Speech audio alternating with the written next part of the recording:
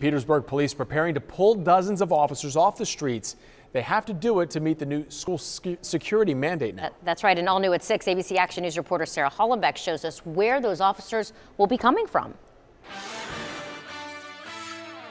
We're talking about more than 24 officers pulled off the streets of your neighborhood. And even when they're just shooting hoops with the kids, they're building relationships to deter crime.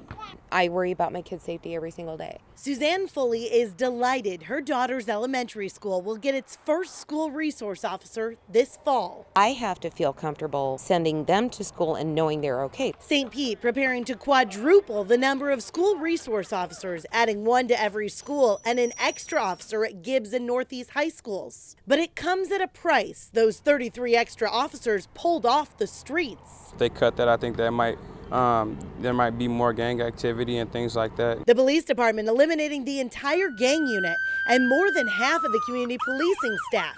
They're the ones you've seen on four-wheelers busting criminals, patrolling your neighborhood, and building relationships. Jimmy Whitehead is stunned. He says it's those officers who are making his South St. Pete community safer. Just seeing them and having that face-to-face interaction, like, hey, I know that guy, he's not bad. You know, it makes a huge difference. Chief Anthony Holloway says he has no choice. He doesn't have the time or the money to hire new officers, so he's forced to shuffle the ones he has into schools. It's very frustrating, but our job is to make sure we keep the community safe. The school is part of the community, so we'll make it happen. Holloway hopes the move doesn't impact crime, which is at its lowest level in 17 years. It's not just St. Pete. These are tough decisions being made across the state as law enforcement agencies either reshuffle their resources or scramble to hire more SROs by July 1st. Reporting in St. Pete, I'm Sarah Hollenbeck, ABC Action News.